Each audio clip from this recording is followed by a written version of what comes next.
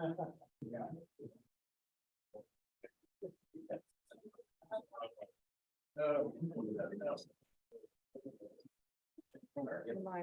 good.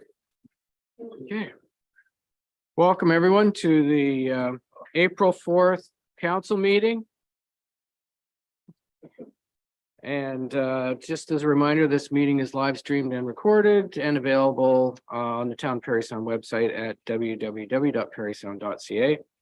And prior to the open session, council met for a brief closed session. It was moved by Councillor McCann and second by Councillor Bornham, pursuant to section 239(2) and 3 of the Municipal Act SO 2001 C25 is amended. Council of the Corporation of Town of Parry Sound moves to a special meeting closed to the public in order to address a matter pertaining to litigation or potential litigation, including matters before administrative tribunals affecting the municipality or local board. And it was carried and the meeting was held. I'd like to acknowledge at this time that we're on the traditional territory of the Anishinaabe people under the Robinson-Huron Treaty of 1850 and the waterways traveled by the Métis of this region. Are there any additions or prioritization of the agenda? No.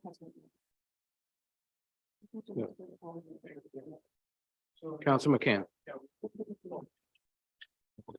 So basically, yeah, I wanted to discuss the remedial work on Bow Street and the rock face up by Shoppers there. Okay. All right.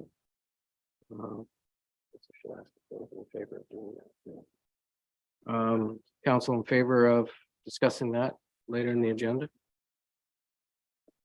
I need hands. Okay, that's carried. Prioritization of the agenda? No? Okay, mover and seconder for the agenda. Councilor McCann, Councilor Boleski, that the council agenda for April the 4th, 2023 be approved as circulated. All in favor then? That's carried. Any disclosure of pecuniary interest of the general nature thereof? Not seeing any. Mover and seconder for the minutes, please. Councilor McDonald, Councilor Boleski, that the minutes from the regular council meeting held March 24th and the special council meeting held March 28th, 2023 be approved as circulated. Is there any discussion or comments on any of those minutes? No, all in favor then? That's carried. Thank you. So now, ladies and gentlemen, we're now going to take a few minutes to hold a public meeting to hear any interested persons with regard to a proposed consent application for lot creation under section 53 of the Planning Act. May I have a mover and seconder to adjourn this agenda? Councilor McCann, Councilor Keith. That we do now adjourn the regular meeting and declare the public meeting open. All in favor? That's carried.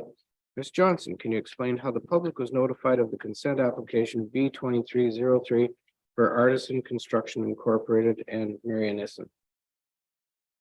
Yes, your worship, notice was given by prepaid first-class mail to the required prescribed agencies and property owners within 60 meters and posted on the property. Notice is therefore considered to be provided in accordance with the Planning Act. Thank you. Mr. Rand, could you explain the purpose of the proposed consent application?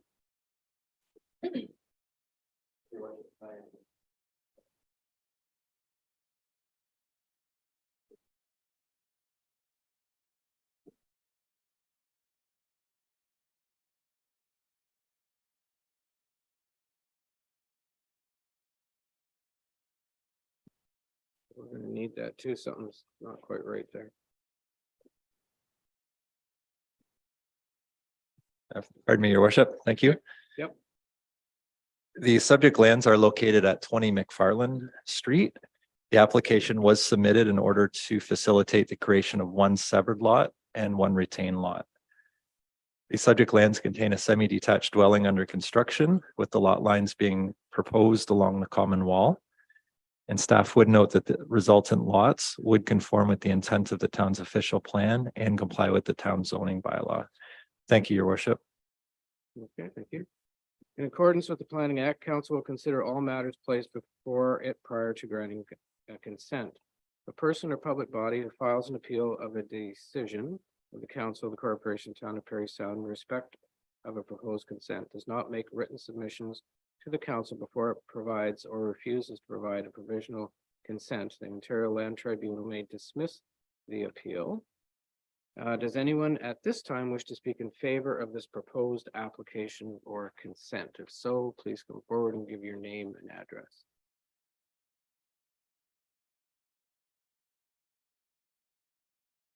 No. Okay. Then does anyone wish to speak in opposition to the proposed application of consent? Quiet room. Okay. Thank you then. Mr. Rand, have there been any letters received as a result of this notice? Comments were received by the fire chief, who has noted that excuse me, that number of units needs to be defined to ensure access for police, fire, and EMS. Comments were also received by the Public Works Department, who indicated that the lot widths are narrow and in fact less than the permitted driveway width.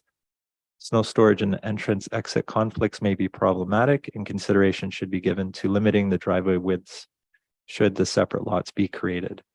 And in response to this comment, planning staff would note that there is an existing entrance on the property, and we have added a condition that the applicant demonstrate that there are no issues with the existing entrance to the satisfaction of the Public Works Department prior to the consent being finalized. And there were no other concerns received by internal or external agencies on the application. Thank you, Your Worship. Okay, thank you. So that is everything then. Mover and seconder to go back into open. Councillor Ashford, Councillor McCann. We do now declare the public meeting closed. All in favor? That's carried. There we go. Next, questions of staff.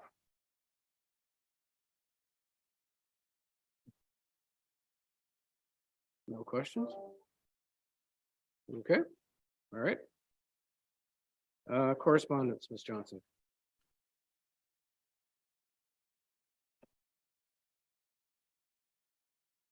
Your Worship, we just have 2 items of correspondence. Okay, let's try it again. Good. We have 2 items of correspondence. The first is from John Jackson, planner. He's asking for a delay of 6 months for a peer review of the development charges background study. Mr. Jackson has requested deputation has been added to the deputations this evening and may address that further. The second item is a letter from Marianne King-Wilson, a note of congratulations to Vladimir Shovdasov, the Economic Development Officer for the town, in securing a record number of cruise ship visits for 2023 with, I believe, 33 visits. So those are the items of correspondence. Thank you. Deputations. Our first deputation tonight is Kathy Ballantyne and Michael Martin, Festival of the Sound 2023 update. I see Mr. Martin here, but okay, all right, welcome. Yep, yeah, it is now.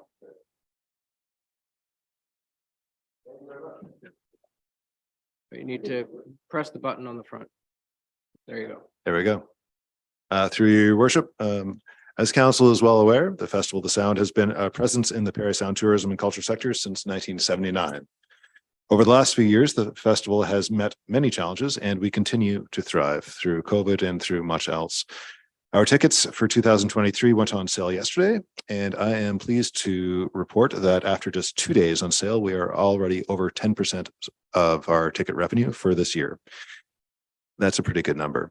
So it's shaping up to be a good summer in the town of Parry Sound. I just want to let you know that the early indicators are in on that one.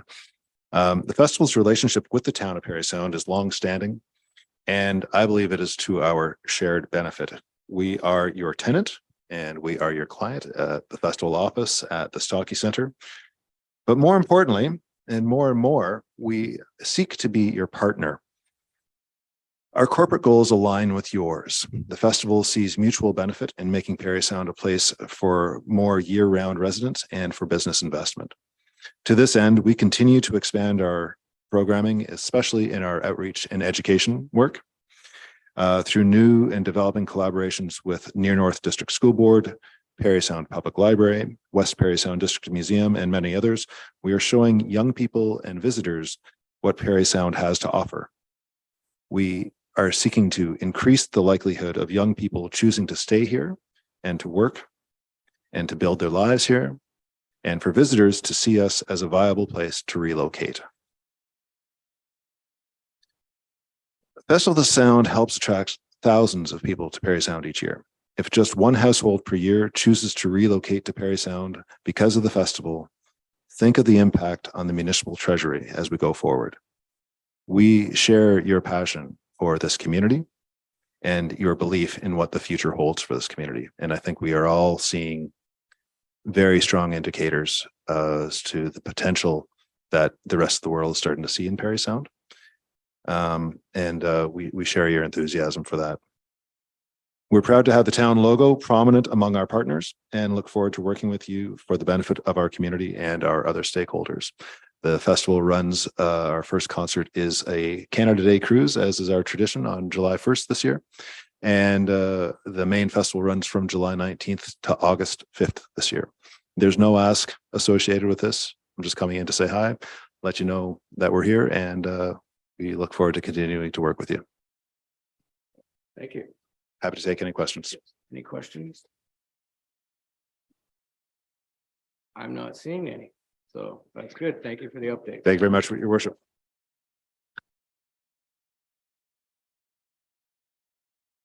Our next deputation is April Denham, Downtown Business Association, and you've got guests with you. Yeah.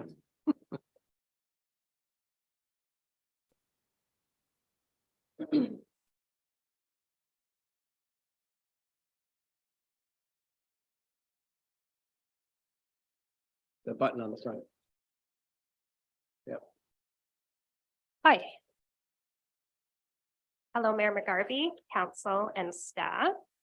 I'm not, sorry. I'm not sure if I've met everybody, so I'm April Denman. I am the executive director for Parry Sound's Downtown Business Association.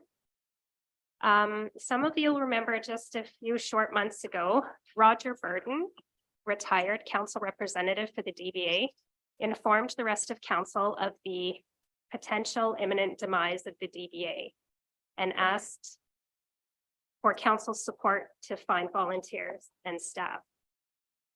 The DBA's board of directors also took action and offered a full-time employment position to work alongside its 3 volunteer working committees, ensuring the DBA's future. As you know, BIAs have a mandate to market downtowns as destinations to shop and do business, and they do this through events held within its boundaries. They oversee improvement, beautification, and maintenance of municipally owned land and buildings to advocate on behalf of the interest of the BIA and its membership. Currently, the Beautification Committee is chaired by Brenda Ryan of FAD Architects, who I've brought with me today. And the Events Committee is recently chaired by Amy Black of Pardon My Garden. It's a team effort, so I never like to present these things on my own. Our Marketing and Social Media Committee is chaired by Sean Magyesi of Boston Pizza, and our Social Media Manager is Krista Holmes of KH Management. So it is a little team, and if I could fit all of them here and all of the volunteers, I would, but there's not enough room. These committees have requested funding from the town this year to ensure that the beautification transformation seen on James Street can continue to our beautiful waterfront, and that the standard of events are upheld to give visitors and guests the best possible experience when they come to downtown. And with the funding, we're able to help promote the town of Parry Sound through all its event advertising and social media opportunities. Now, through sponsorship and event kickbacks, we made our own money last year, which isn't typical of this organization in the past. easing some pressure off our members via heavier levy increases. This year, we're partnering with Explorer's Edge. We currently advertise at the Toronto Boat Show and at every port along Georgian Bay through a magazine and app called Discover the Waterways. We are the successful recipient already of a $500 bursary offered through OBIA and have plans to raise some of our own funds by offering cruise ship guests guided tours of downtown using our existing stops on our app on the spot.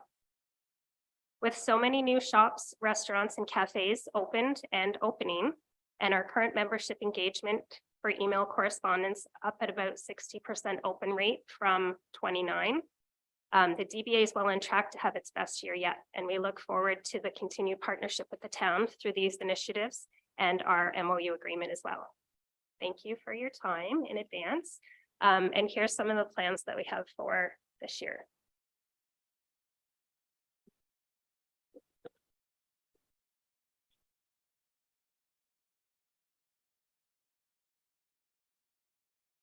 Oh, I think I'm good there. So I'm Brenda Ryan. I chair the Beautification Committee, which is a subcommittee, as April mentioned, for the DBA. I've been doing it for quite a few years now, and we did present a previous plan, I would say maybe 3 or 4 years ago, to council, and we're pleased to bring this new plan that we're working on to you tonight, to introduce you to some of the ideas that the committee will be working on throughout the year and years. We've been very thankful for council and mayor's support of our activities. I think from what we hear, James Street, everybody's very pleased with the gardens and how nice it looks along James Street. A lot of the initiatives we've already completed, which are really beautiful, and we're looking forward to planting very soon. So downtown will once again look beautiful once we get the winter cleaned up. What I'm going to do is just go through the sort of headlines on our beautification plan, and then we're happy to provide you with the documents so you can read some of the finer print, but I'll just kind of go quickly for time's sake. We've defined an area. Previously we were focused on sort of the James Street core, and what we've decided as a committee to do is extend our focus from Market Square Park all the way down to the waterfront now that we've finished a lot of the projects in the James Street core. The other key thing we've done this year is defined a theme, and we call it naturally beautiful. So any aesthetic decisions or any projects that we look to undertake, we're always keeping this theme in mind. And to us, that is, sort of obvious, but, in Parry Sound, it's, forests, water, rocks, and the windswept pines. So let's see. Not sure how. Oh, there we go. Okay. So, and as usual, our goal is to create an atmosphere that attracts more people to the downtown to walk and explore the shops. And we do this by trying to make the downtown more beautiful. And in order to do this, the town has been really helpful and working with us to create, really high standard of care. And that's really important, and the high level of cleanliness. So through the MOU and through a lot of the volunteers that work with us, that's really, really important to us. So these are our main headings this year. Continue the landscaping, continue to have the volunteers plant and take care of the gardens. There are 2 more in front of the Brunswick that we're planning to do this year. And then the planting plan is pretty well completed. So we're really excited about that. We would love to work with the town to come up with a tree planting plan. There's a lot of locations that the trees have been damaged or missing. So we would love to work with the town to identify locations and trees and have more trees planted. Building and storefront beautification.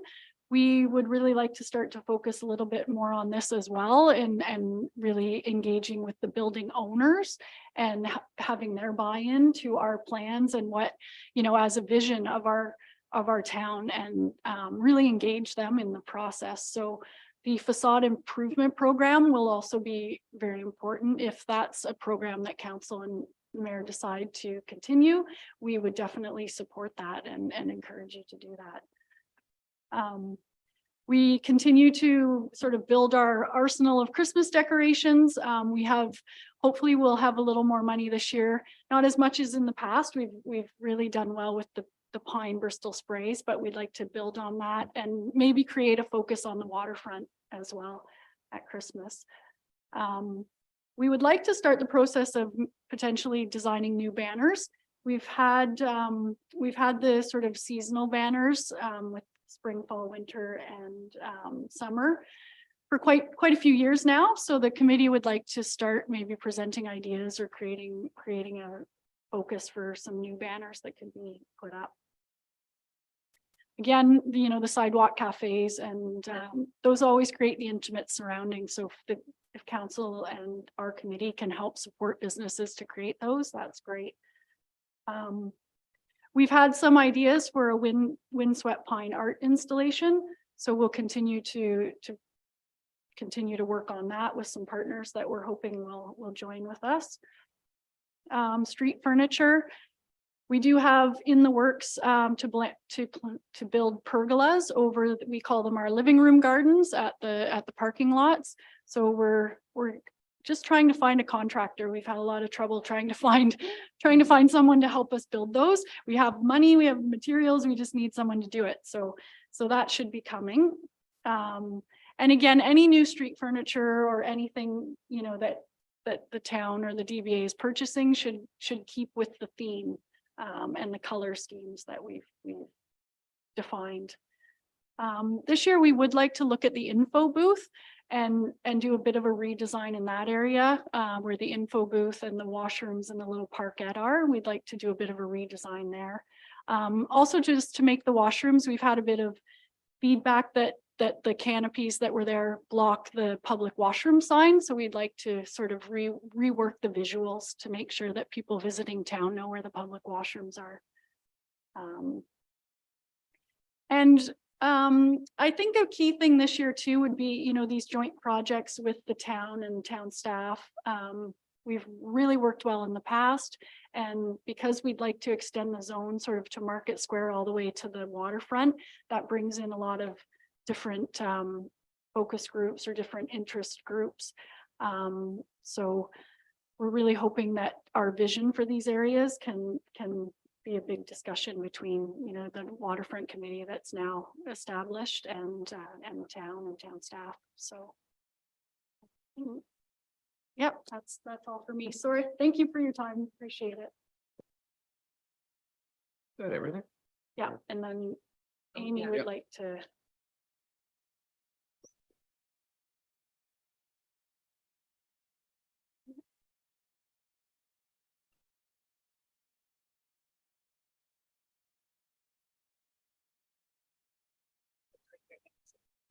Next time. There we go. Okay. There we go. Okay, great.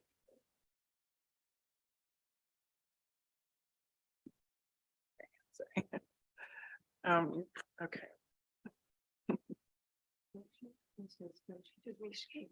Did we stop the share? Okay.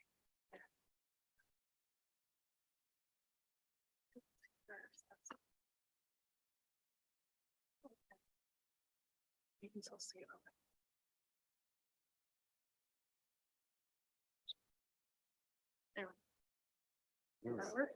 Yeah, okay, Okay, thank you. Sorry okay. about that. Okay. Good evening, Mayor and Council. My name is Amy Black, and I am here to speak on behalf of the Events Committee. I won't go through all of the details. I do have some notes and photos to share with you. But basically, we just wanted to let you know the 2 successful events that we've had this past year.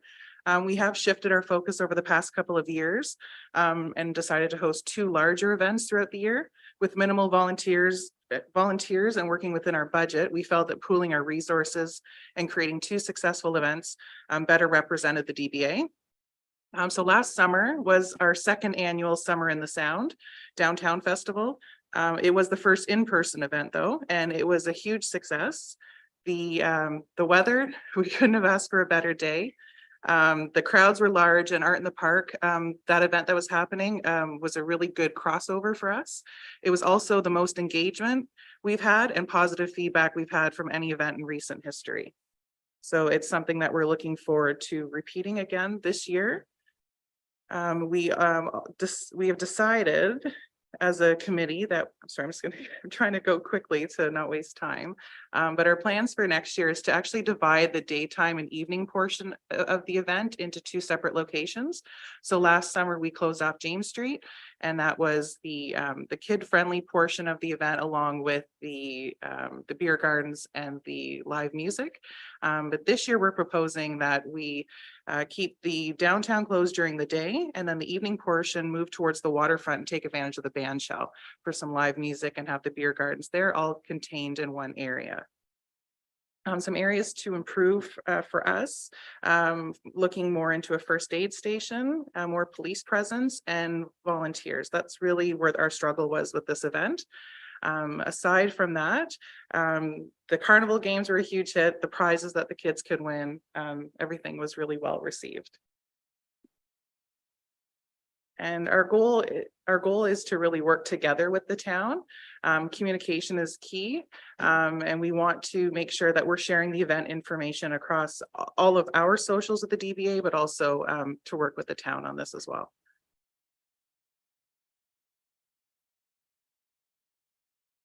And then our 7th annual Girlfriends Weekend is scheduled again for this November.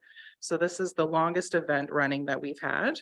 It's always the 3rd weekend in November. And although this event was successful, we did have a lot of constructive feedback, and we are we're looking forward to changing some things up this year. It was also probably the most engagement we've had from actual business owners. So without their feedback, we can't grow the event or make changes. So we did have a welcome party and gift bags at registration. And this was the first year we offered paid registration options or upgrade options. We had over, was it 250 people register? For paid registration. So we did earn money this year at this event. So late night shopping happened. We had a fashion show, we had a wrap party, and then our workshops that happened on Saturday were also really well received. So in order to grow the event for next year, some things we would like to consider is creating more of a pub crawl atmosphere the Friday night. And that would focus on a lot of the new restaurants happening in town, some entertainment, work with the Stocky Center to have a show, possibly to wrap up the weekend, and to reach out to local organizations, including the town, for sponsorship opportunities. And there's some photos.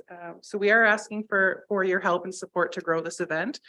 With all of our events, we are looking for partnership and sponsorship opportunities to help fund the events and make them grow. We would like to work with town employees and keep the lines of communication open so that we aren't hosting competing events, and present a united front for both local residents and visitors.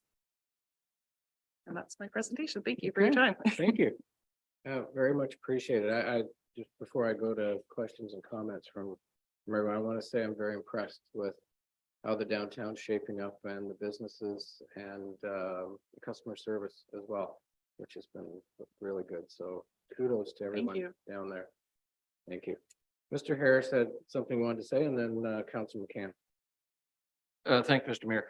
Just along the lines of working together and, just stronger together and sharing information.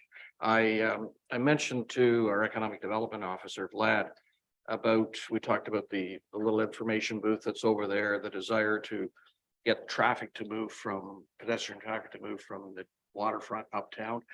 And what we're finding is people aren't producing literature so much, like paper. So I asked him to look into QR codes so that we could, attract people to a sign that when you get to the sign, there's a QR code, and with your smartphone, you can find out restaurants, venues, whatever there is, without having a bunch of paper.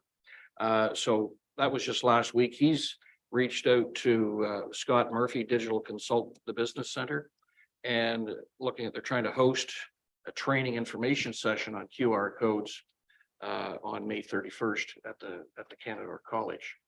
So, when we're trying to plan stuff and get people to move around, QR codes are just a real simple, easy way to get information out there. So I wasn't able to bring the marketing committee also with me, but they're working with the Georgian Bay Geography Network already, who has sent us a new map for downtown with a QR code embedded in it. So it'll have like some key locations, you know, the beer store and the liquor store, but if other businesses kind of want to put their logos on this map as well, because it'd be impossible to include everyone, and maybe services wouldn't see the benefit as much as retail or restaurants. So that's in the works. We're just sort of looking for a place to put them now. Once they're printed, laminated or somewhere, you know, exactly like you were saying, to bring them from the waterfront up and down as well. Great. Okay, all right, good. Good news. Councilor McCann. Well, thank you. Well, what he said.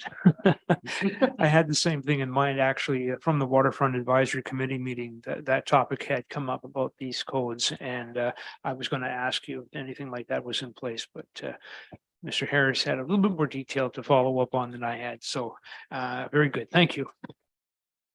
Councilor McDonald and then Councilor Ashford. Thank you for your presentation.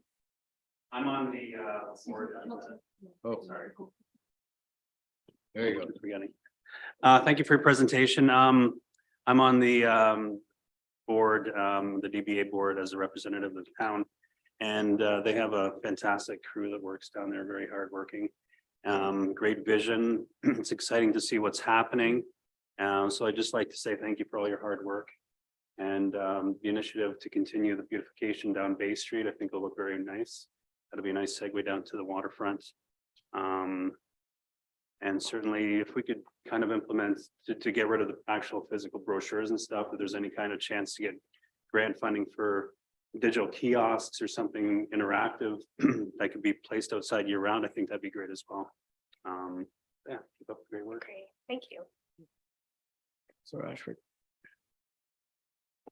I had a bit of a question. I was wondering your thoughts, or if it is kind of come up, but was wondering about creating design criteria for the buildings around town, because we talk about the facade improvement plan, which kind of has some design criteria attached to it. And I think it's great. And I live on River, and every time I drive down the street now, I see legends at the end there, and it's beautiful, right? So I was wondering if you guys had thought of that, or if you had any opinions on when new builds or building permits are being issued, if you think it'd be wise or something we could partner with on creating a little bit of design criteria to create a different streetscape, perhaps, than what we're kind of accustomed to.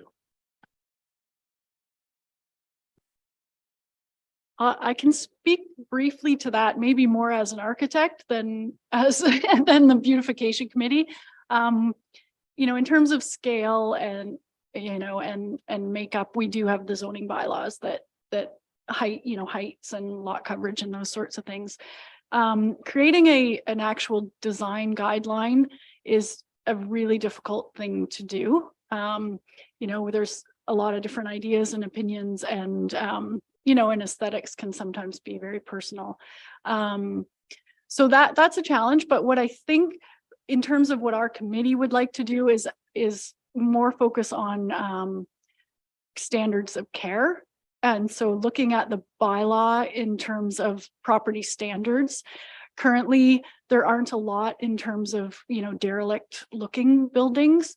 So we would really like to focus this year on a little bit more of the background, you know, things that the public may not see, but things that can be enforced by the town, such as property standards. You know, there's certainly encouragement to look at, you know, using natural colors and natural materials and things like that. So, you know, and we've often talked about a design committee sort of review, but I think it's that's a bit of a challenging thing to do. Councilor Keith.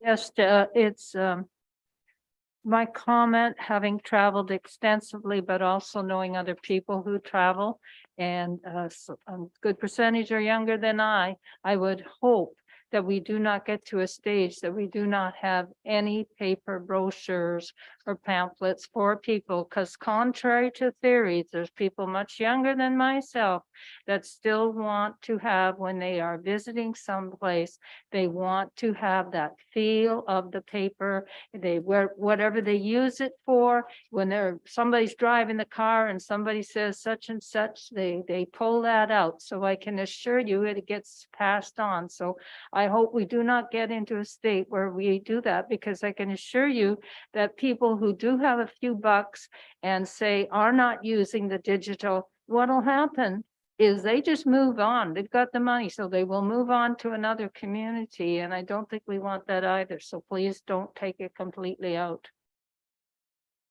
So we, along with that, the digital map that is being created, we're also reprinting the tear off maps that are super popular, especially at the Island Queen, for example, and at a lot of the stores. You know, when visitors come, you're right, it's super easy just to have that piece of paper. I'm a paper person, so I like it. But just to show them or draw on it and say, just go this way, and this way, and that's how you find whichever store they're looking for. So I agree. Okay. Anything else? No? Well, again, thank you. Thank you for your presentations. Thank you for all the work that you're doing, and please thank the volunteers as well. Yeah. Yeah.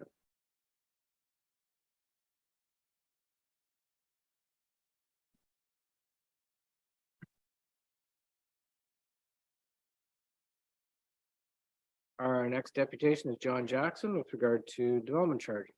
Welcome, John.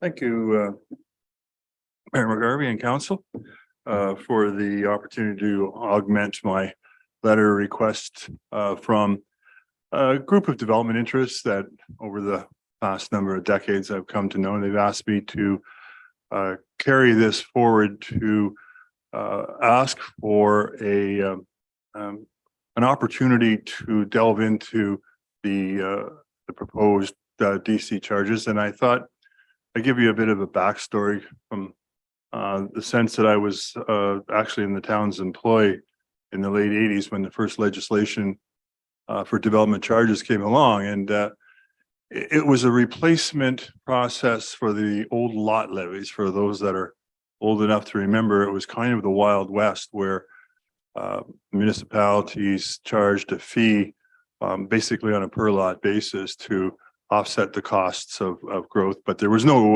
guidelines or no controls. So it got almost out of hand. And so the legislature came along and passed the Development Charges Act in 1989.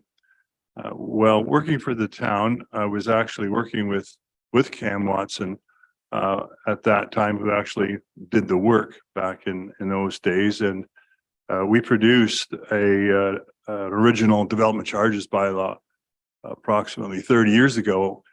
And after about 10 or 12 years, the town's lack of growth meant there wasn't a lot of money in the bank. And upon reflection, the town decided that probably it would be worth not having development charges, because we were in a mode of trying to attract development. And we found that the levels of cash in the bank generated from development charges weren't enough to cover the cost of the 5-year review that's required as part of the development charge bylaw process. So it was dropped intentionally then. And the town since, as we know, has spent a lot of resources trying to attract growth and development. And we may have found today that we did perhaps too good a job, but back about, I guess, 8 or 10 years ago, we saw an uptake in development. And at first it was okay, we could deal with it, but the reality was that we were finding pressure on our services where there were a lot of collection problems, a lot of pinch points, a lot of capacity issues, spotty, and that particular growth spurt, if I could call it that, turned into something even more, I suppose, with a mixed sort of description, bad and good, in the sense that we ended up with a boomlet, so to speak. I don't think Parry Sound would ever get a boom, so I think a boomlet's pretty good description. So we knew that we have to recognize the premise that many municipalities have to, and that is that new growth should be responsible for covering the costs of that additional strain on the services, and that's recognizable. So that the proper way to do that in terms of the provincial legislation through the development charges, which is a process that has a little bit of front end heaviness, and the original 30-year ago development charges fee was about $4,500. And if you don't have any growth, you can see quite quickly that the bank account doesn't grow very much. Well, the times they are changing for sure. And so the town embarked upon the new development charges bylaw probably a year or so before this council, maybe a couple of years ago. And that's a fairly comprehensive program today. The legislation changed, the technicalities of it. They added many services to what could be brought forward as growth charges, and so you could see very clearly that that level of technicality produced a considerable volume of work. So pretty much on Christmas Eve, the background study came out, and I don't know if council's gone all the way through it, but it's a little over 400 pages, and it's an extensive document. And as you know, the numbers are significant, and they are, I suppose, a concern when you go from essentially zero to the kind of numbers that they're talking about. And I think we all want to be sure that we get the number right, and we want to be careful to do that. We don't want to kill the goose that's hopefully going to lay our golden eggs. So when I was asked to speak to this issue by this group, I said, well, the way to do it is to be sure the numbers in the assessment are correct, and that we probably need a talent level beyond my skill set to respond. My Watson Jackson report of 1990 was about 20 pages. So it's grown considerably, as you can see. So I put forward the request to have council consider an opportunity to defer action on this until we can get our consultant to do an assessment.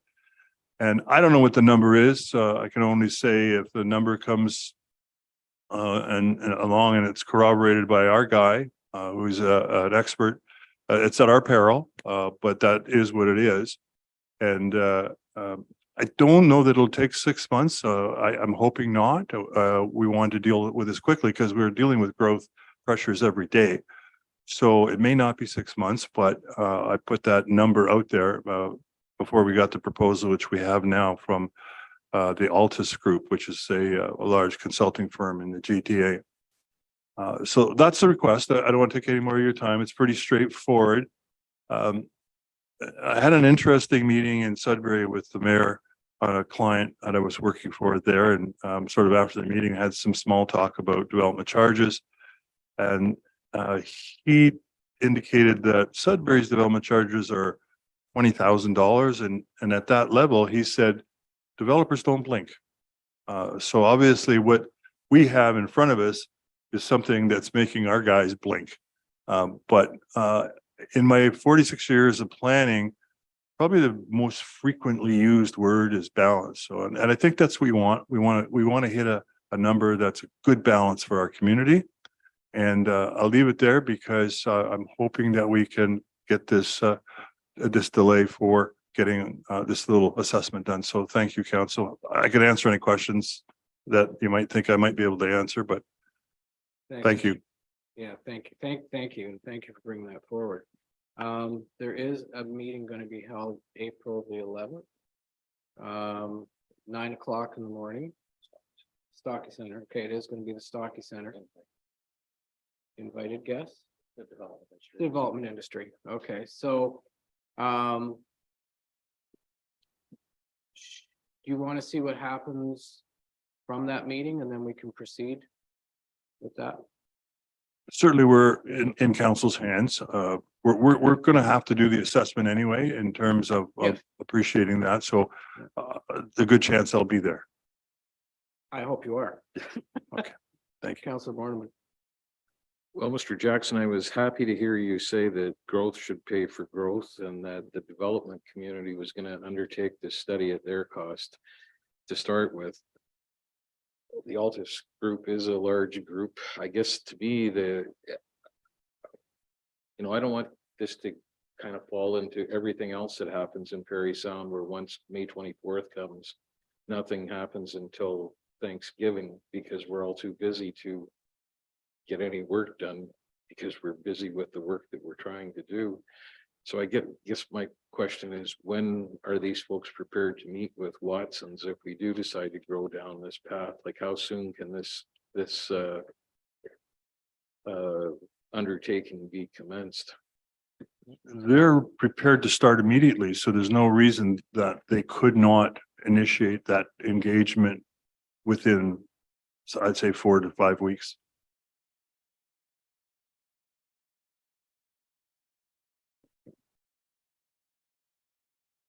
Put it on the calendar. So if they can do it in 4 to 5 weeks, and then we have a little bit of a study time, what if we say the first council meeting in June instead of 6 months? Like 6 months, I don't want to drag this out. I don't think any of us do. We know what has to happen, right? We understand that. It's just setting the dollar number or whatever to make sure we're in the ballpark. Is June 6th the realistic date to bring everything back? I can get back to you on that. I'm hopeful, but it's a date that may not be within the control of the consultant. They could put their resources together fairly quickly, I'm sure. What I'm thinking of is April 11th, they may have a better idea at that particular time. So if we can proceed after the April 11th to figure out when that time frame is going to be. Does that make sense? That would work, your worship. Yeah, yes. that's what I'm hoping. So, Mr. Harris. Yeah, through the mayor, if I could just make a couple of comments. I think certainly the staff and the council expressed an interest in working with the development industry. At the last meeting, council moved out the date. We were going to bring the bylaw forward beginning of May, and now it's, in April, now it's the beginning of May. And we set up that meeting with the development industry that we're looking forward to. Have got a lot of written comments in that we're going to be discussing. So the desire to work with the industries there, I think, from council and from staff. What's interesting, Watson is, as you mentioned, they've been in this business since the 80s. They know the legislation, they know what they're doing. And so I think a review by Altus or anybody they're just going to confirm Watson has or hasn't followed the legislation. There may be some interpretation issues. They'll maybe challenge the cost that we've used for blasting and excavating and either a kilometer of road or a kilometer of pipe. They'll challenge all that. But I think that's where their work typically ends. And so they can validate it. I had a conversation with somebody from the development industry the other day and said, you talked about getting Altus. And I said, what if Altus kind of confirms the work that Watson's done? Then what? Because our rate fully phased in for single family home was 45,000. And they didn't know the answer to that. I think, I'm guessing what might, from a very pragmatic point of view, happen at Parry Sound is what's happened in other communities, including in Muskoka. Council determines, here's the rate. It's not an Altus or there's other people that do reviews. It's not a result of their work. It's what rate, can we accommodate, or how can we phase into an appropriate rate? And I think we will start that process of looking at that on April 11th, and then perhaps some other conversations. So, certainly the development ministry has a right to bring in an expert to review it. But I'm not sure that's going to get people to where they want to be. And I agree with John's comment about balance. This is about balance. We have a lot of money that needs to be spent up front to make sure there's capacity and the ability for growth to continue. That's our big concern. And we don't want to do that with raising taxes. We think an appropriate development charge, whatever that is what is best. And I think you've reiterated the need for development charges. And some of the comments that we've gotten back in from the industry is development charges are necessary. It's just how much and how quickly do you put them in place? So I think we ultimately it's going to be something that we can all kind of maybe not entirely agree on a rate, but trying to strike that balance as close as possible and to have some kind of consensus. And I think that's ultimately what's going to happen.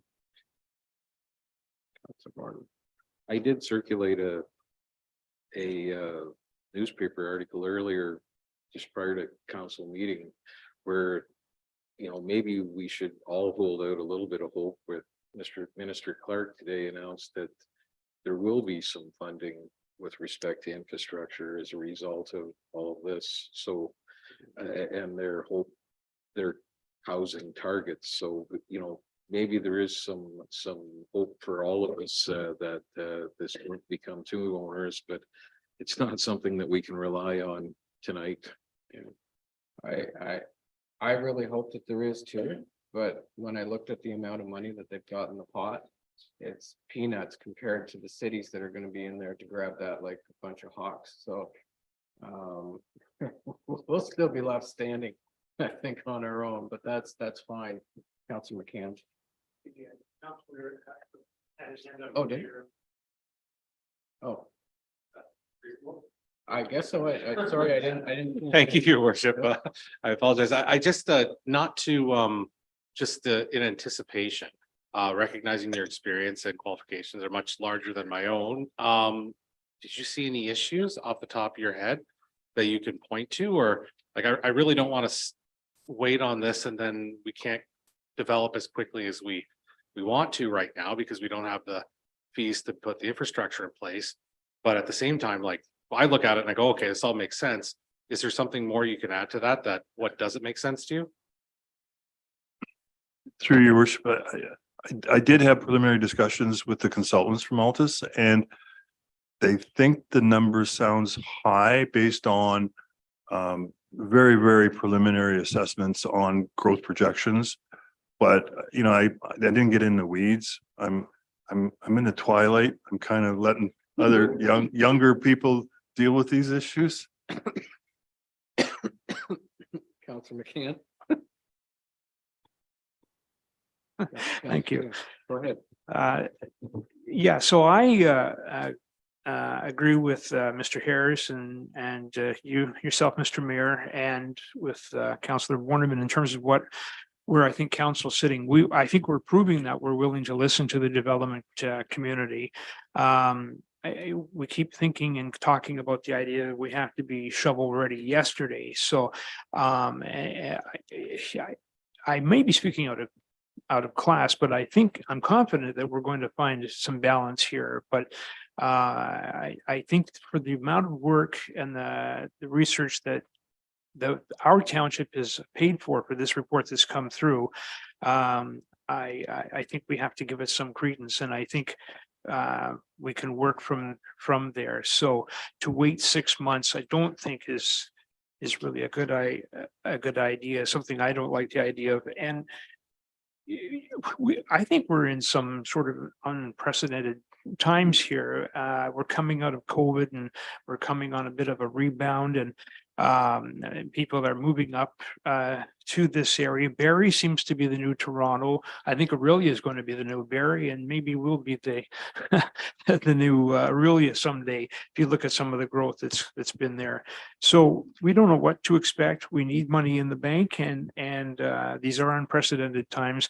And I think the sooner that we're prepared to put those shovels in the ground would be the better. So I wouldn't like to say that we sit on this for 6 months. Okay, so meeting on the 11th. I think we'll have a better idea then. The consultants that the developers have contracted should have some preliminary, I think, ideas at that particular time. And I think we'll move forward at that. And if we think then that we can bring this back in June, that would be great to get it done sooner rather than later. I mean, if we have to do the second meeting in June, okay, but you know, I'd like to see this wrapped up. I mean, we still do have our service charge fees or whatever that we have, but I think getting the development charges in place so everyone knows exactly where the money's going and the developer can see that, I think is really important as well. So if there's no other questions, Mr. Jackson, thank you very much for bringing that forward in your comments. And April 9th, April 11th, 9 o'clock at the Stocky Center. Yeah. All right, thank you. Okay.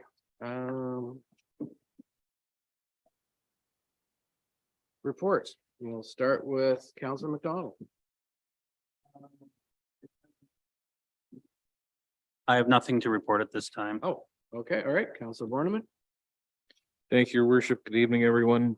March 23rd, I attended a tour along with Councillor Ashford. We attended a tour of the industrial park facilities, the lagoon and the water plant. Was a kind of an orientation session, I think, for new members.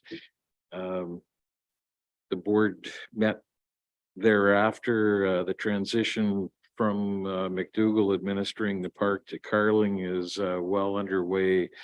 I think actually it became official April 1st. March 28th, we had the special council meeting with respect to this year's budget, which is on this evening's agenda. The 29th, I attended a meeting of the Belvedere Heights Ad Hoc Committee. The area facilities are still awaiting official approval with respect to an Ontario Health team, but being encouraged to continue to act as one, if that makes sense. Further to that, Belvedere has been advised that the ministry no longer has appetite for the larger campus of care build. Their focus at this point is more on retrofitting existing beds to bring them up to the standards that the province had directed through COVID. So I know Councillor Keith has expressed an interest in this. There had been a deputation scheduled tonight to speak to this, but in lieu of this information, it was thought best to go back to the board to figure out where we go next with regard to all of these issues. Basically, they haven't said no, that they won't do this over a longer period of time, but they've made it clear that it's not going to happen anytime in the very near future. This morning, I attended a meeting at the Airport Commission. The 2023 budget was passed, seeing no increase to municipal contribution. The airport, like most of the municipalities in the area, is undertaking a modernization project, but rest assured it's much smaller in scale than what the town's is. In closing, I want to congratulate the Parry Sound High School band. The senior group won a gold medal, the junior group a silver. They're proceeding on to the nationals in the near future. The jump rope team held a provincial competition at the high school this past weekend, and they're successful going on to the nationals in Nova Scotia Yeah. next month. And finally, the Parry Sound Broker Link under 18 Shamrocks finished third at the OMHA finals this past weekend. And they deserve a pat in the back for their efforts on the ice and their behavior. So much to the theory that there's nothing to do in Parry Sound. That's my report for this evening, Your Worship. Thank you. Appreciate that. And yes, kudos to all those organizations and what they're doing. So Councillor McCann. Thank you very much, Mr. Mayor and fellow councilors, staff and public. And as Councillor Borneman was just reporting, this proof and more proof that we have lots of people putting our little town on the national and international map. Thursday evening, March 23rd, I attended the West Parry Sound District Museum monthly board meeting. It was a very short meeting and we just basically handled some housekeeping matters. Monday afternoon, March 27th, with Councillor Keith, I attended the Waterfront Advisory Committee meeting, and that was in person right here in Chambers. We were treated to a deputation by Georgian Bay Tours. We learned more about what they do and the services that they provide, and hopeful that we can work with them in the future for inclusion with waterfront marketing and imaging.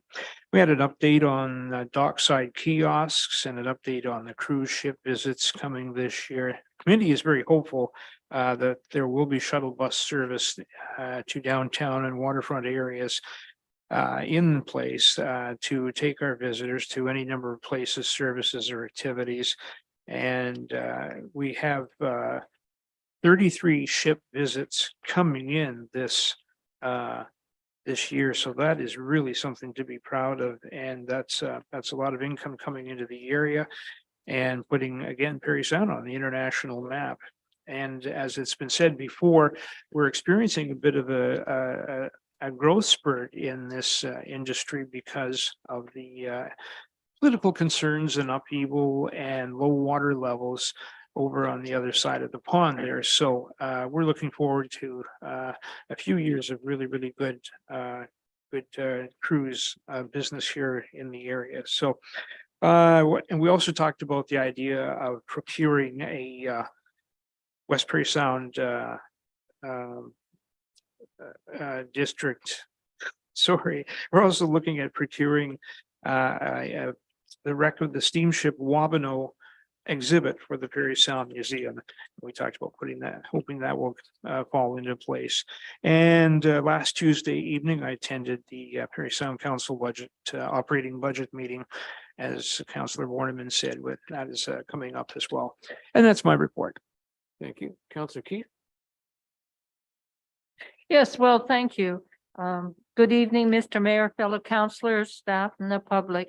My report will be short, as Councillor McCann has reported on the Waterfront Committee, but I also would like to tell the public about what I thought was a really fun activity.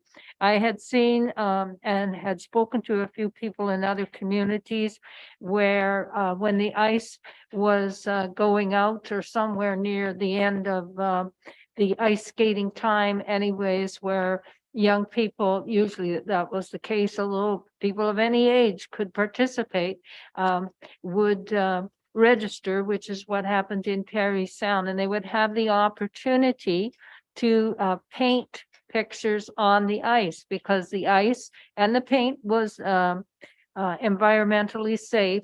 So they had the opportunity on Sunday. This is the first time where various families and their children or grandchildren attended, and they had the opportunity to be budding artists and to have their pictures taken in reference to the artwork.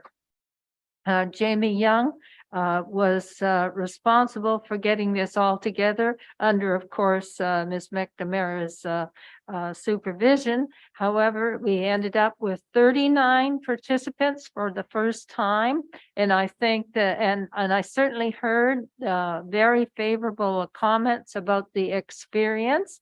And I'm hoping next year we will grow more And that we'll be able to have like a competition of various little artists and so that we welcome people out in the community. And just as I heard the comment of, from Councillor Borneman about people saying there isn't anything to do, well, there really is, because if you start to look at creative ideas, we have creativity in our community, just as we have people who are very sports oriented. And I think we need to continue to harvest that. So I look forward to next year and seeing what we can do, because the ice is going out anyways, and we had an opportunity to basically kill two birds with one stone. Thank you. Thank you. Councillor Ashford. Well, the switch up in order has really been detrimental to my report. My No big matter thing, how you cut it. I know it. My big thing is thanking Bonnie and Jamie, because we went out to the hockey, or we went out to the arena and did the painting on the ice. And it was wonderful. And I really appreciated the work that Bonnie and Jamie put into that. My daughter painted and painted. Bonnie made me go home and get a helmet for her because it was a little dangerous, but safety first, right? So we we got out there and painted and painted. And by the end, it was one big blob of brown paint. You know, Bonnie made us, Bonnie said, we're not allowed to drop paint over top the lines because we don't know what'll happen. And I can say that I did tell my daughter that. We'll leave it there. But it was a real riot. So it was really something fun that the town put together, and something that was enjoyable by all the tons of kids that from the schools were there. And it was a lot of fun, for sure. So thank you so much for doing that and supporting our community. And it took a trip to DQ to get her out of that arena. She was having so much fun. We had to go all the way to the top and get her ice cream with rainbow sprinkles to get her out of that place. And then the second thing was Mr. or Councillor Ornman mentioned it, but we had a great time at the sewage lagoons, hanging out and and learning about how that whole process goes. And just again, seeing that expansion happening, and seeing the passion of the worker or the employees there, and the whole kind of community that are working on that. So I think, again, big things in the future and big things for all of our municipalities working together. Thank you guys so much. Wonderful. Two things. Did they take a picture of the ice? So everybody could see it later on? Councillor Keith? Jamie took some pictures Okay. of the ice so that she can post it on social media and Okay. people can see about the Okay. grand things that we hope to do next year. Good, thank you. The other thing was, Councillor Bornham, did you tell him about the paddleboat ride in the lagoons in the summertime, or? Well, actually, Mr. Goldman, the manager out there, is a former employee of ours, and he did advise the group that we do have a boat, and that last year we had to buy a new motor because somehow or another they don't tend to last very long and the service there, but and the most positive thing neither George or I have mentioned is we got there before the mosquitoes came out. Yeah, that's right. Yeah, thanks. Yeah. Still a little ice, yeah, there you go. Councillor Valesky. Thank you, Your Worship. I had a very quiet week. I have nothing to report at all. Oh, okay, thank you. I'll keep mine short tonight. Council staff and public, March 23rd and 24th, I had AMO executive and board meetings in Toronto. March 28th, council met for the special meeting to work with staff on the 2023 budget. March 29th was the Horticultural Society meeting, which was held at the Stocky Center. Big thank you has to go out to the members of the Horticultural Society for their efforts in looking after some of the gardens around town and helping to keep the town beautiful. So March 30th was the district land ambulance meeting. And that's my report. Oh, we have finally a complete board. Municipalities have made up their minds so that we have a full membership now, which is good. All right, on with the agenda. Moved by Councillor Borneman, second by Councillor McCann, that council hereby adopts the compliance report for expenses excluded from the 2023 budget outlined in the staff report and recommendation Ontario Regulation 284/09 attached to Schedule A as a requirement of Ontario Regulation 284/09 passed under the Municipal Act 2001 SO 2001. Any discussion? All in favor? And that's carried.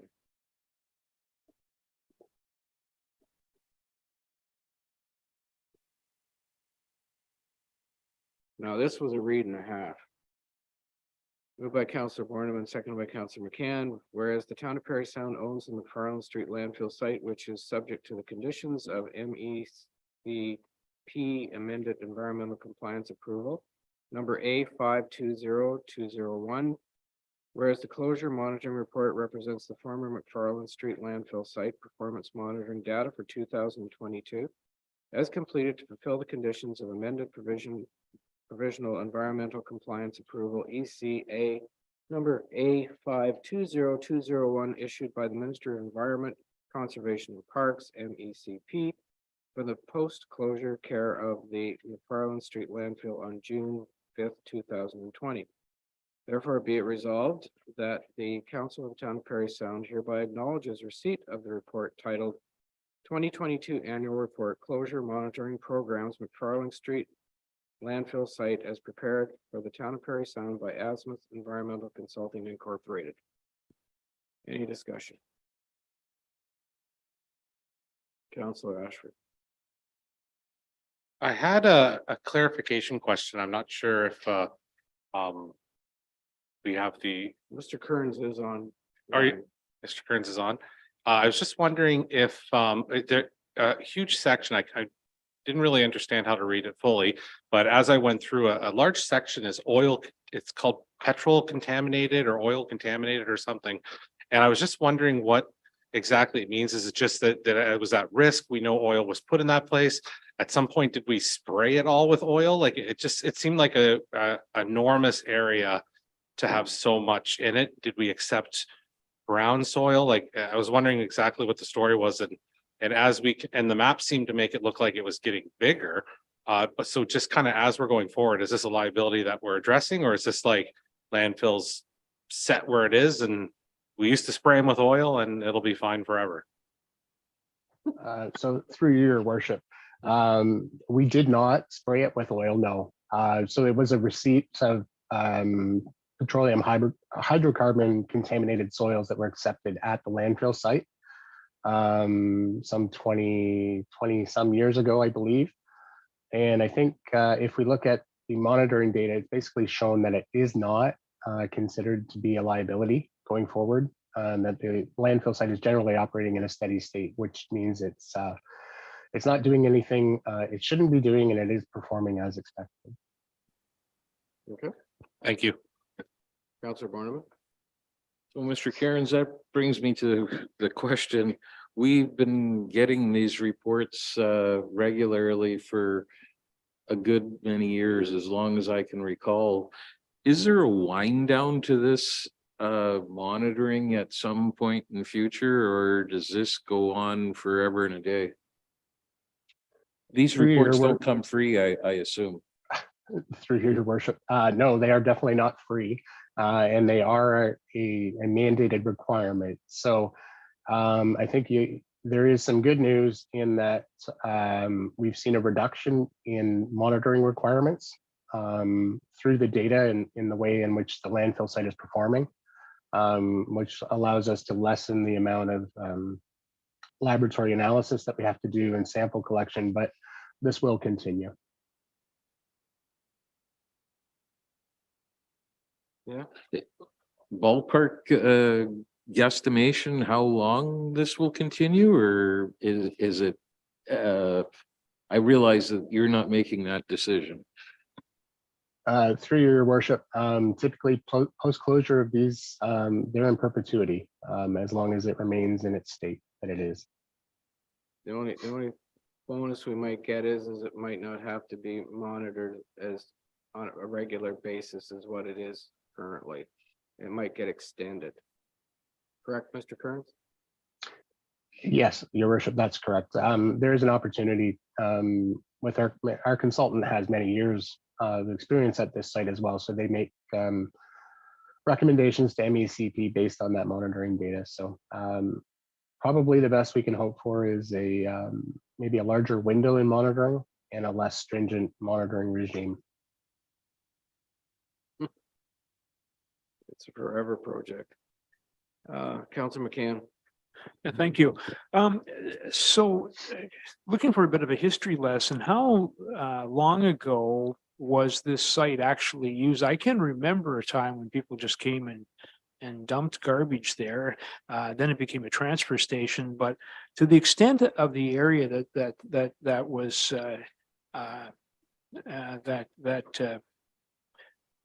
became, sorry, my brain's not working tonight. To the extent of the area that became corrupt as far as the land goes, what, how, does that include the lake area and the entire McFarland site area, or is it confined to any, or in particular?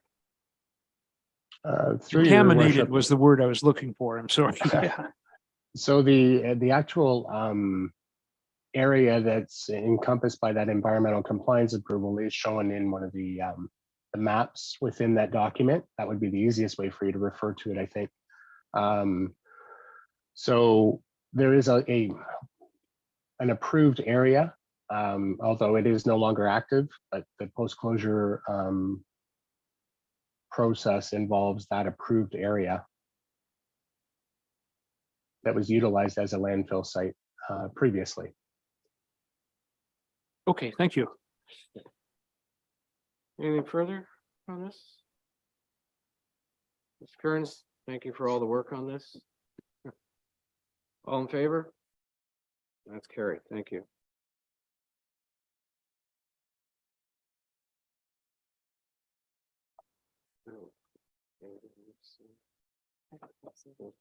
This is a report.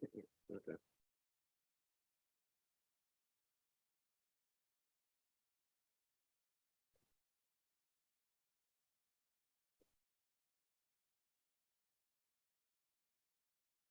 Moved by Councillor Keith, seconded by Councillor Ashford. Council hereby approves consent application B 23-03 at 20 McFarland Street, Artisan Construction Incorporated, Mary Nissen, to create one severed and one retained lot on the subject land, subject to conditions as outlined in Schedule A. Any discussion? All in favor? Oh, the brakes on, Councillor Borneman. Yes, Mr. Rand, this is the one that we brought back from a couple weeks ago. No, oh, sorry, I misheard you. The one from tonight. We had it read it earlier. Yeah. Any comments, questions? No? All in favor? That's carried then.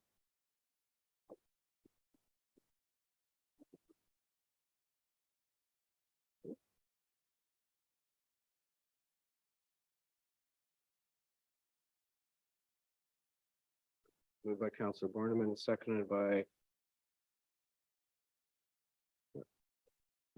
That is, okay, Councillor McCann, that council hereby approves consent application B 23-02 at 32 Great North Road to create two severed and one retained lot on the subject lands along with an easement for the purpose of drainage, subject to conditions of consent as outlined in Schedule A attached. Councillor Borneman, this is the one I think you're looking for. Okay. Did you have a comment or a question on it? Go ahead. So, Mr. Rand, I can appreciate that, you know, that your report says that we really aren't equipped to deal with issues of this nature at this time. My query is, you know, as development goes forward in Parry Sound, seems there's opportunity for more of these types of situations to develop over time. And I'm wondering if there are tools that we can implement to give us better opportunity to resolve issues as are being brought forward by the neighbors, the difference in property configurations and such in future. And I do think, you know, you know, there's some liability issues there where we're creating cliffs, drop-offs from property to property. So I think it, you know, behooves us to look to see if there's a way to control those, to mitigate those as we move forward. So you're the expert. How do we implement something like that? Through your worship to Councillor Borneman. This one's a little bit complex given the nature of it all, because at the end of the day, the reality is the applicant had applied to the MNRF for a blasting permit. So any site alteration that occurred on site happened legally through the jurisdiction of the MNR. The town is not circulated on MNR permits. The only reason it was brought to our attention was through this consent application, and the neighbor happened to express a concern through this application. There are ways of dealing with site alteration. Other municipalities do have site alteration bylaws. That's really the only mechanism that I'm aware of outside of site plan, which wouldn't be applicable in most instances like this, where it's a single family dwelling or development under 9 units. Some of those, there are some, I think, issues with site alteration bylaws in terms of the amount of staff time it takes, additional layers of requirements and process for development. But that being said, I don't even know if that would help in this situation, again, because the applicant had gone through MNRF through all the proper channels and got the permits legally to create the site alteration that occurred on site.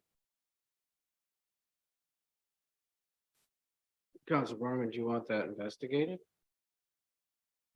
Well, my intent had been to ask for some kind of staff report to tell us how best to proceed, but after listening to what Mr. Rand just said, it seems to me like the process is far from perfect, and I'm not sure that we can eliminate all of the risks. But as I said, you know, I suppose if the situation over there results from an M&R permit, hopefully they're on the front lines of a lawsuit if somebody falls, is injured, whatever. But you know, I just think as we go forward, we're seeing multiple developments. The chances of this reoccurring are probably not totally insignificant. So I think, you know, we should do what we can do to mitigate things on our end as best we're able. So maybe have something come forward, like staff do a report. Well, we can still do it. We'll still do it. I mean, it's not gonna have anything to do with this one. But moving forward, have something.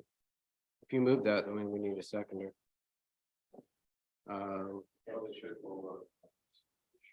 Yeah, once we go along, we will, but Councilor McCann, did you have anything to do with this one?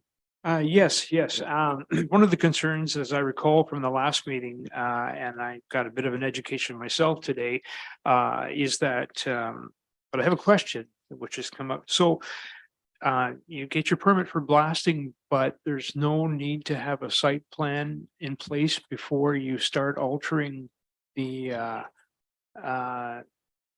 geography, because ultimately that's going to affect drainage and all kinds of things. So that, as Councillor Borneman just said, it sounds like the process is not perfect. Right, through Okay. your worship to Councillor McCann. Because the development was less than 9 residential units, we can't require site plan agreement. So that's Okay. really out of our control. Okay. So so what, regardless of whether there's 1 lot or 3 lots, we still have this cliff, and there was the concern that you know, if someone fell, who is liable? And I've learned today that that would strictly be a civil matter between the property owner and I guess the victim. So that's something that we can't we can't handle, we can't, I guess, dictate from this point of view. And that's probably is a good reason why we should second Councillor Borneman's motion here. I'd like to think that this company is reasonable and they may do something to mitigate that damage moving forward. But I just wanted the public to know that sometimes council only has so much authority to do things, and this is a process that does need fixing, obviously. Councillor Ashford, did you have a question? Or- I was interested in commenting on the motion for the For the other? staff report, yeah, and seconding it. Okay. All right, so. We're gonna deal with the resolution then. Is there any other comments on the resolution? No. All in favor then? And that's carried. Thank you.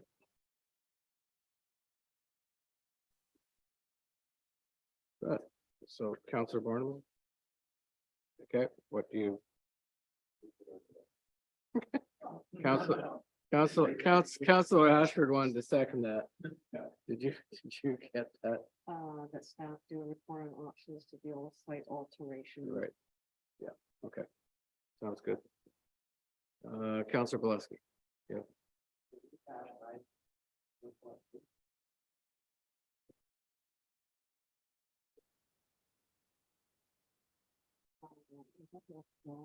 It's withdrawn. Oh, okay.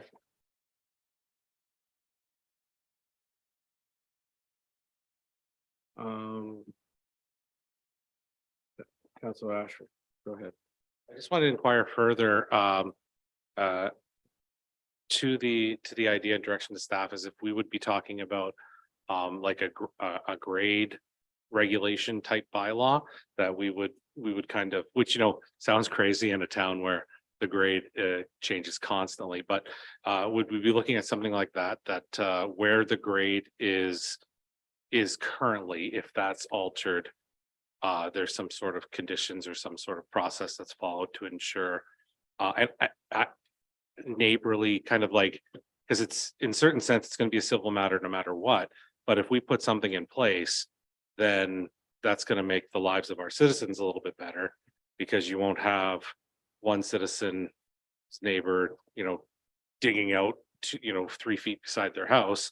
And then them having to, get a lawyer and try to deal with all this, depending on, like, obviously that's not the situation at hand with the consent application, where people are more reasonable. But I think if we put something like that in place, it would be the benefit of our citizens, even though it's not necessarily something that falls on us in the end.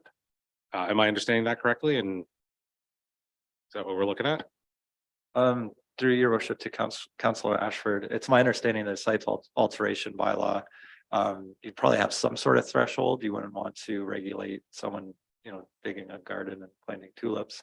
But certainly there would be, a threshold where that would kick in and permits may be required. And then there's obviously enforcement and staff resources that we would be required. So certainly staff is open to investigating that and talking to other municipalities that have those types of bylaws to see if there's challenges, what types of challenges, and maybe there's something there for us, and we can bring a report back.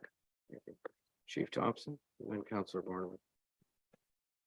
Through you, Mr. Mayor. Some of you may be aware that with a previous employer, I was heavily involved with the implementation and creation of site alteration bylaws for very specific purpose. And you're going to find from our feedback that you're going to be able to approve any wide gamut of applicability in these if we were to, bring something forward. And through my experience, a lot of what will get approved deals with the community's tolerance to additional regulations being placed upon them. And I remember being at public meetings where there was very little tolerance, and I know the mayor was there with me actually, very little tolerance for additional regulations being placed upon residents. So although we may have the authority to put in place any type of them, I think you'll find that it's going to be a very wide breadth that you'll have capacity to consider. and that there may be significant input from the community on their tolerance to be further regulated. Councillor Borneman. Well, my concern in this instance and where I see this going is safety, public safety. You know, planting tulips or planting dahlias makes no difference to me. But I don't think that we can turn a blind eye to significant cliffs and drop-offs being created and not being properly fenced, quite honestly, in certain instances. It's it's an accident waiting to happen. We're worried about conveying people at proper speeds and lights and sidewalks and all of the rest. But to me, this falls into that same bailiwick where it may be a great view, or it may be but at the end of the day, public safety has to count for something. And I think as explained to me, we can send staff to negotiate with folks today, but we really have no mechanism, no leg to stand on in those negotiations. It's strictly goodwill on the part of the developer, the homeowner, whoever.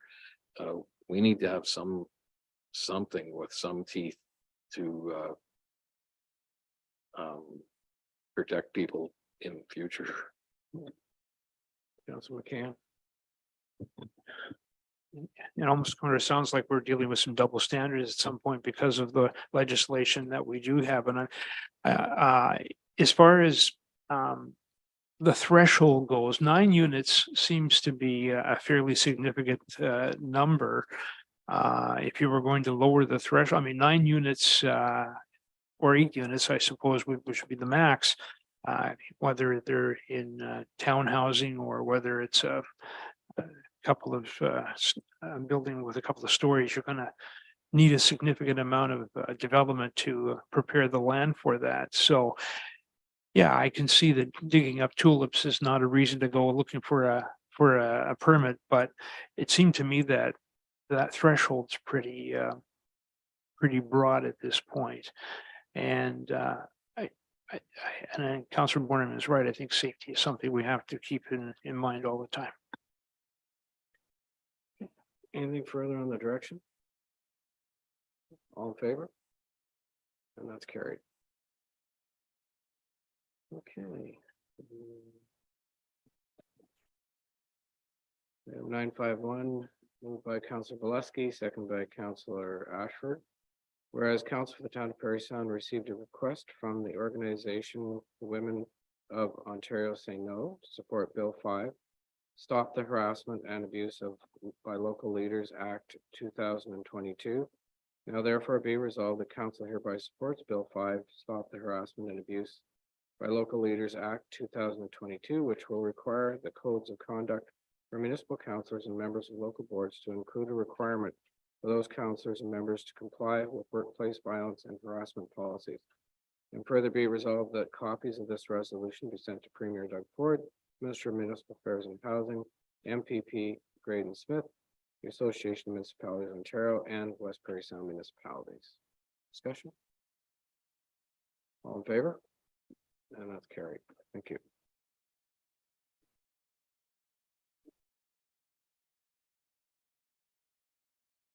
Item 952, remedial work regarding fallen rock on Bow Street. Councilor McCann.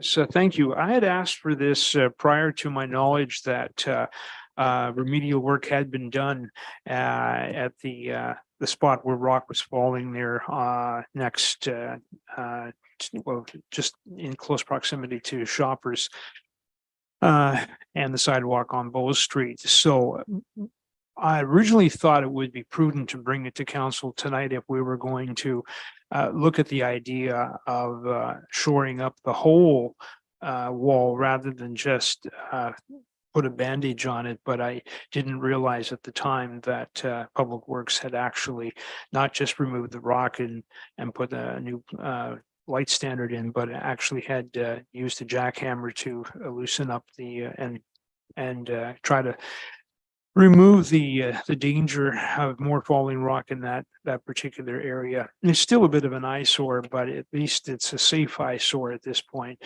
But if I would ask Councillor Kearns to speak to the fact that the Public Works is looking at the idea of implementing some sort of a program where you'll keep an eye on future matters and issues that where there might be potential hazard because there is a lot of rock around here and a lot of boulders that weather, freezing rain and snow can get into and eventually loosen, so that we can mitigate the potential hazard. I think Director Kearns, whatever, probably doesn't want a counselor role, but anyway. Yeah. I'm sorry, he's gonna have to run in the next election for that. I'm sorry, I meant to say. Sorry about that. Thank you, Your Worship. So yes, we did actually have probably in that area almost 50 tons of material removed from that particular area after that instance of the rock moving. So it's a difficult thing to know with as much bedrock as we have, obviously, and as many rock cuts as we have. We do tend to keep an eye on things. This maybe was a bit more of an awakening for us to take a little closer look at some of the more the areas closer to perhaps where vulnerable users are, pedestrians and cyclists and that sort of thing. So we will certainly be doing that, and staff always have kept an eye on those hazards roadside. Often you may have seen in the past, we've removed ice from some of our rock cuts in the spring prior to them finding their way inadvertently onto the roads and that sort of thing. So it is something that is in our minds, and we'll take a closer look at where some of those rock cuts are adjacent to the sidewalks, but we're confident that this particular area is not a hazard any longer at this point. Now, that being said, there is a lot of fractures in the rock, and unfortunately our weather conditions we're seeing climate change with more freeze-thaw cycles, so that may just require us to pay more attention, or more often attention, I guess. Thank you, Councillor. Thank you very much. All right. So we're not doing anything with it. We're just leaving it, right? The staff have done their stuff. Okay, thank you. Moved by Councillor Ashford, second by Councillor Keith, that bylaw number 2023-7327, being a bylaw to adopt the operating and capital budget estimate for the year 2023, be considered as read a first time. All in favor? And that's carried. All members in favor of having the second and third readings? That's carried. Moved by Councillor Keith and second by Councillor Ashford, that the bylaw above mentioned be considered as read a second and third time, passed, signed, and sealed. Questions, comments? Councillor Boleski. Thank you, Your Worship. I had a discussion last week with you, Your Worship, and then following day with Mr. Harris, and we discussed possibly this council last week enlarged our budget by $14,000 at the end of the night, and it raised our taxes a little bit. So Mr. Harris said he'd work on it, see what he could do for it, and I guess him and Ms. Phillips got together, put their heads together, and found that they could get that money back for us. And so the alternative now is listed in our prospectus tonight, that we go back to the was it 3.7? I've got it here. 3.7. I'm sorry. Yeah. So we're dropping back down to 3.7 from 3.82. It just they had worked so hard to get this budget in place. They presented it to us. I thought it was very good, and then we tacked $14,000. I know that and that they couldn't have done it. They had to wait for council to look at it, but I just have. They have found the 14,000, I don't think without hurting them very much, without hurting the town very much, it's somewhat actually. I see the municipal office utilities are, you know, our miscellaneous donations are going to be dropped a little. The cruise ship is going to lose a little, municipal assistance program a little, but we raised the 14,000 and it's putting the taxes back to the 3.7% that was originally budget that staff thought were good, staff was happy with. And I think council would be happy with, so I want to make a motion that we accept that and I guess I need a seconder on it. We do need a second, Councillor McCann. Any further discussion on Councillor McCann? I don't know, maybe it's appropriate to ask at this point in time, but I was confused at the last time around and I got to thinking about this afterwards because I had an opportunity to speak with Councillor Bileski as well.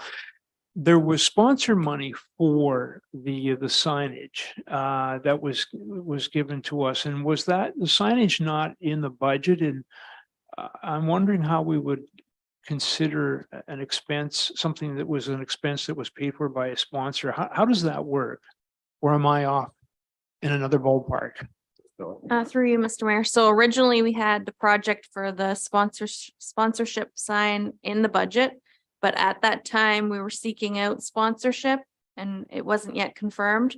So within the budget, we had that to be funded through reserves. So since now sponsorship is confirmed for the item, we will not require a transfer from reserve. So that money will still remain within the reserve as it's not required. So each year we look at how much we've actually spent on all of those and then do a transfer. And that doesn't affect the overall final percentage then? No, it would not impact the tax levy. So the tax levy for infrastructure was set, the increase was set at 1.8% per council. Oh, right, I recall that. Policy. And this item wasn't funded from there. So it doesn't impact that. Okay, on great. its own. Yeah. Oh, thank you. You're welcome. Mr. Harris? You're good now? Okay. Yeah. Are we gonna talk about that? Okay. You or? Okay. Councillor Ashford has his hand up too, so go ahead. No, go ahead. Your microphone.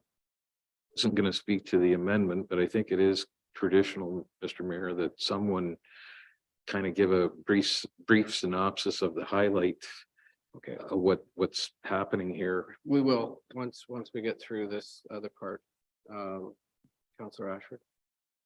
I just, now that I'm understanding a little bit more here, I really do think that I would like to speak against the amendment in light that we have a cruise ship opportunity here.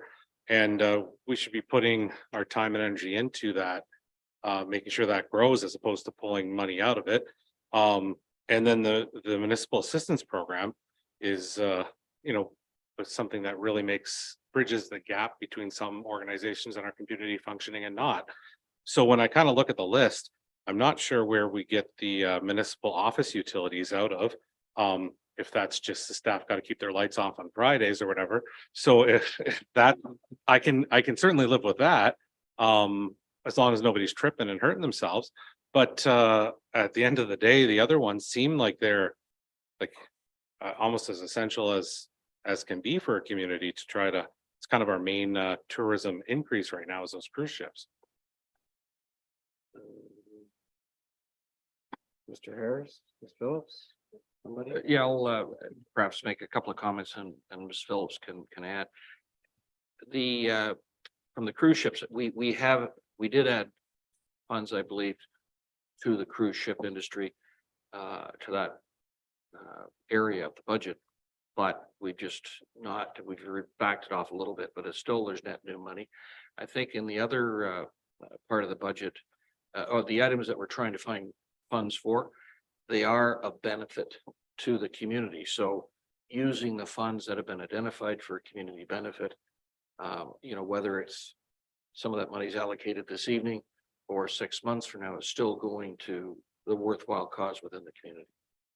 And I think the utilities were, took a closer look and, you know, they've been coming down because we've done automated thermostats and different things. And we just thought, well, let's even, you know, reduce it a little bit more relative to last year's actual.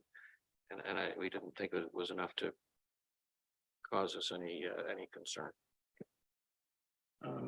Councilor McDonald? Kind of further to what Councillor Ashford was saying. Are we concerned at all about the proposal to adjust 3,000 off of miscellaneous donations, which only would leave us 3,500 for any groups that would come to us for the rest of the year?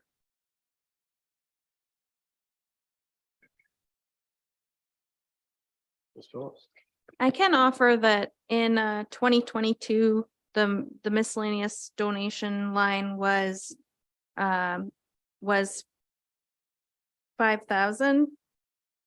And that this year, typically, if requests aren't made, we try to keep that relatively stable, but we did not make that many miscellaneous donations. Typically, they're just small requests that come up through council throughout the year. But so I do think council could get by with that if that's their wish. And some of those organizations that have made individual requests would otherwise make requests through the municipal assistance program. So in taking 2 out of that and then providing 14,000 somewhere else, it's sort of still a net benefit as Mr. Harris mentioned. So it's up to council on that. Councilor Waterman? Yeah, I'm just looking at the number, $1.68 for every $100,000 worth of assessment for the entire 14,000.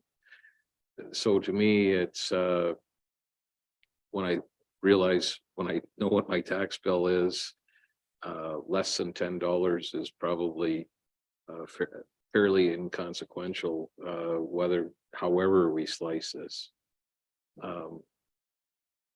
I'll leave it at that. Okay. Councilor Blaski? Thank you, Your Worship. And looking through it at these reductions, we're for $4,000 from cruise ship, still need $20,000. Municipal assistance program, $2,000, is still need $14,000. My problem is one of my clients, and municipal, is the building. We don't seem to have any problem raising that. We're one of the highest tax municipalities in the area. And we're not asking anybody here to do without, it's still 23,000, 14 for municipal assistance. Some of this money is going to the Chamber of Commerce that they asked for. We problem raised, I'm gonna sit down the table again tonight. Well, it's only $2. It's only $3. Councilor Blaski. Oh, I'm sorry. We're sitting around this table and people are saying, well, it's only a few dollars. I don't mind if it goes on it. It's still, I think that's how maybe we got here through the years. It's only a few more dollars more. It's only a few more dollars more. It goes from 3.7 to 3.82. Regardless of whether it's $100 a year or $200 a year, it's still a raise that we don't need. We don't have to do. We're not making any other groups do without. We're lowering some of the money. But I don't think it's gonna hurt them. They're not gonna be going out of business because of. Anyway, my thoughts, I think we should stay to the 3.7, and I'd ask to record a vote. Okay, when you vote for it. All right. Thank you. Any other discussion on this? Just this, the amendment.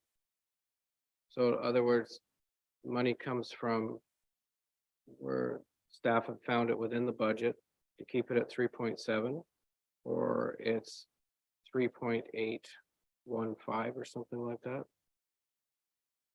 3.82. 3.82. Okay.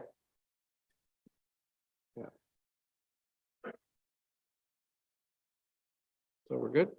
Go for it. Your worship, this is a recorded vote on the motion to use the alternative Schedule A, which is the attachment 3 that keeps it at the 3.7. Yeah. Okay, so Councillor Ashford. Okay. Councillor Bileski. Yes. Councillor Borneman. Councillor Keith. No. Councillor McCann. Yes. Councillor McDonald. Yes. Mayor McGarvey. Yes. So that passes 4-3 to use the alternate Schedule A.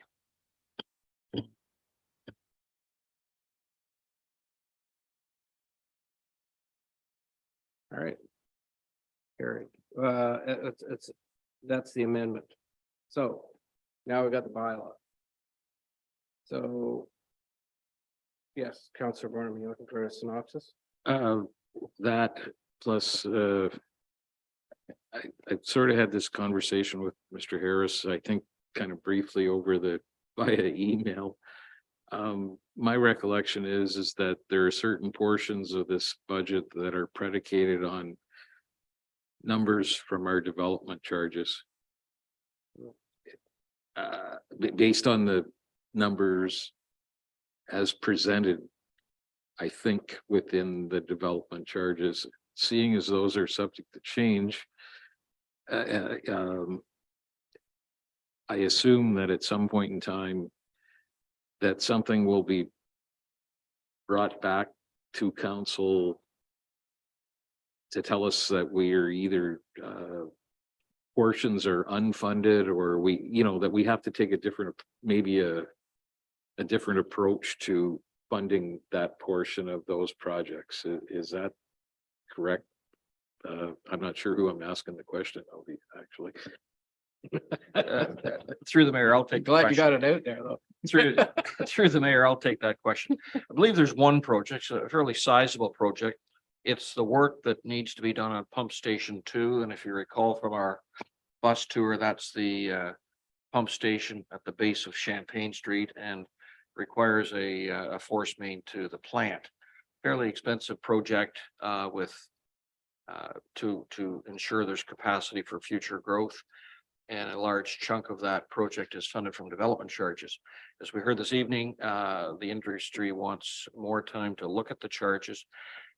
So if, as Councillor Borneman has suggested, if there were no DCs, if that was an eventuality, or if the amount of funding for that project was significantly reduced, then we'd have to come back and to council and revisit.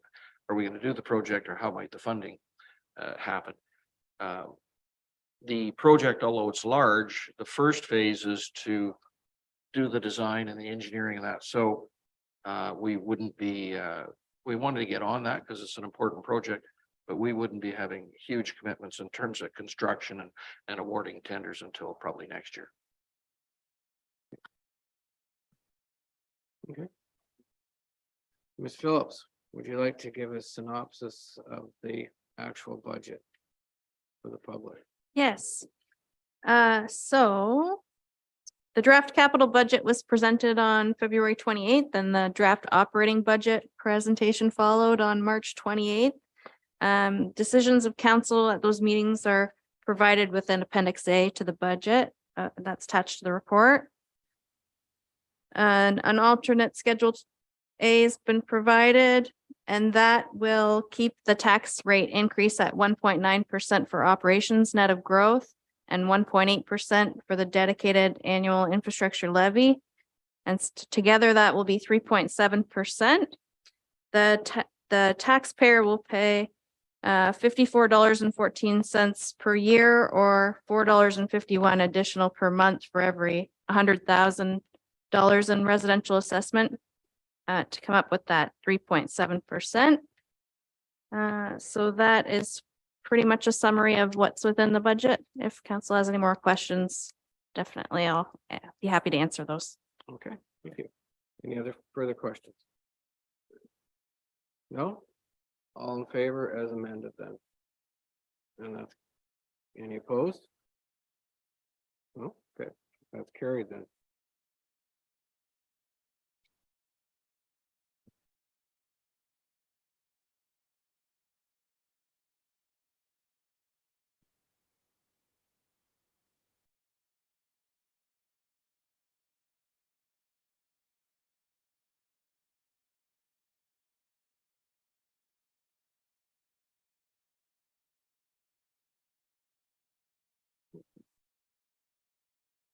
Counselor Bornman?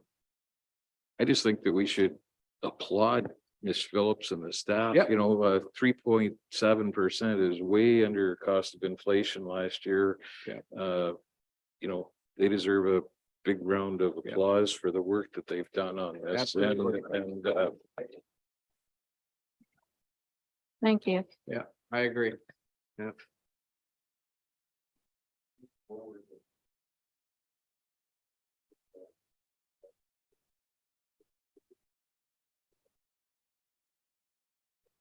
Yep. Yeah, no, they've done well.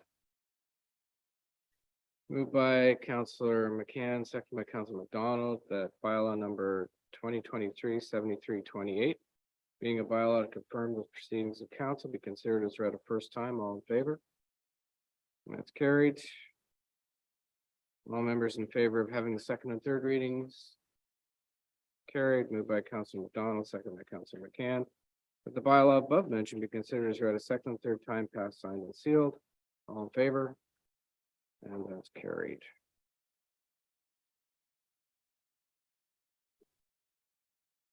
So prior to adjourning, I'd like to offer the following information to the public regarding the next council meeting. The next meeting of council for the town of Parry Sound is scheduled for Tuesday, April the 18th at 7 p.m. The meeting will be held at the town council chambers at 52 Seguin Street, entrance via Gibson Street. It will be live streamed and recorded. All regular council meetings are held at 7 p.m. on the first and third Tuesday of each month, except January and August, where only one regular meeting is scheduled.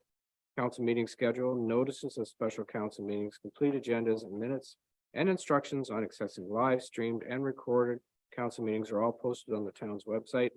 Go to www.parrysound.ca and use the search bar. Your TV airs council meetings on Saturday at 9:30 a.m. following a regular council meeting. And for Cogeco listings, contact www.yourtv.tv. And thank you, everyone, and have a good night.